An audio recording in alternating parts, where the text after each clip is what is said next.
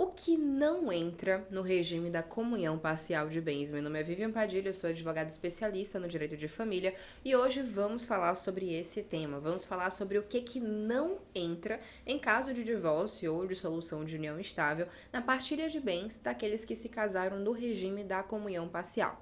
Para quem não sabe, o regime da comunhão parcial é o regime automático, é o regime que se você não escolhe nenhum outro, vai ser imposto para você, é como a nossa lei manda hoje em dia, hoje em 2024. Então esse é o regime padrão, regime legal. Se você não escolheu nenhum, esse é o regime de bens do seu casamento. É aquele onde a gente sabe que a partir do momento que os dois estão casados ou estão vivendo em união estável, até mesmo a união estável não regularizada, que já implica nesse regime de bens diretamente, tudo que for adquirido onerosamente ao longo do relacionamento vai ser partilhado por dois. Essa é a regra geral. Tudo.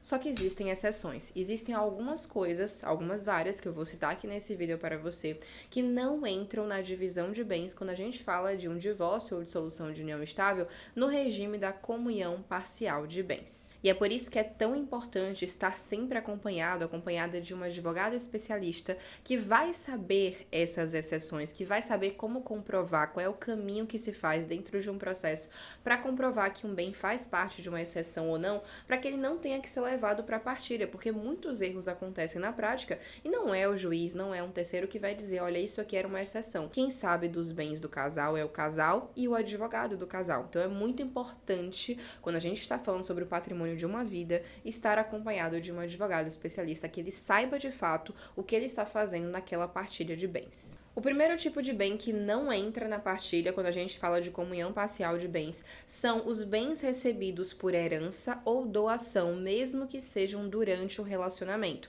Ou seja, João é casado com Maria, a mãe de João faleceu e deixou um apartamento para João. Nesse falecimento, esse apartamento foi transferido por meio de inventário, uma herança.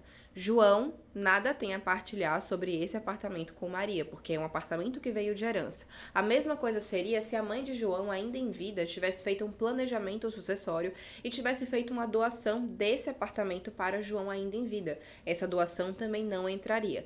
Quando que entra uma doação na partilha de bens? Quando o pai, a mãe, quem fizer essa doação, porque qualquer pessoa pode fazer uma doação para outra, quando a pessoa que fizer a doação fizer em favor de ambos os cônjuges, aí vai entrar porque a própria forma como foi feita já diz, foi em favor dos dois, não somente de um.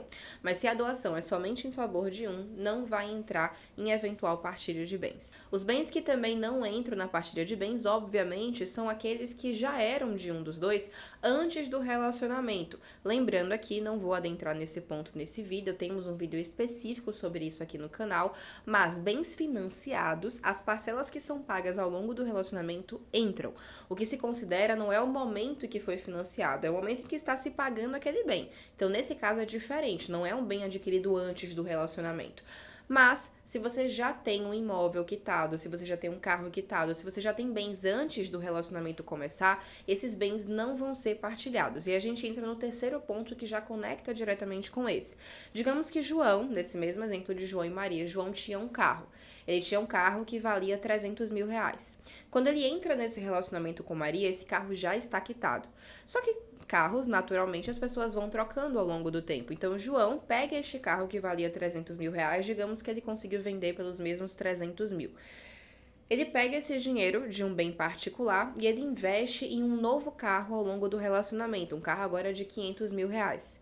O que vai ser partilhado com Maria lá na frente se esse relacionamento chegar ao fim? Os 300 mil reais já eram de João. Eles são um bem particular subrogado em um bem novo durante o relacionamento. Então, o que vai ser partilhado é o excedente, os 200 mil a mais que João tirou do bolso, do trabalho dele, do que ele juntou ali durante o relacionamento e investiu para complementar a compra de um novo carro. Então, somente o excedente vai entrar, mas aqui tem uma pegadinha.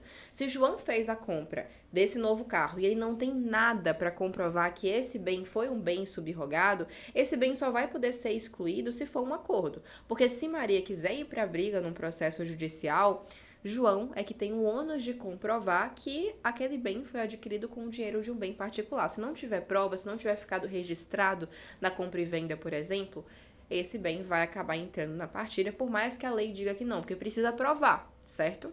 Da mesma forma, seguindo essa linha de raciocínio, se João recebeu um imóvel, que era um bem de herança, que já era um bem particular, vende e compra outro imóvel do mesmo valor durante o relacionamento, esse imóvel não vai entrar porque segue a mesma regra da subrogação. Outra coisa que também não entra na partilha, digamos que Maria, pra gente colocar alguma coisa pra ela aqui também, digamos que Maria, durante o relacionamento, entrou com uma ação de danos morais em face de uma empresa por conta de, não sei, ela escorregou no supermercado, quebrou o braço e pediu danos morais para o supermercado.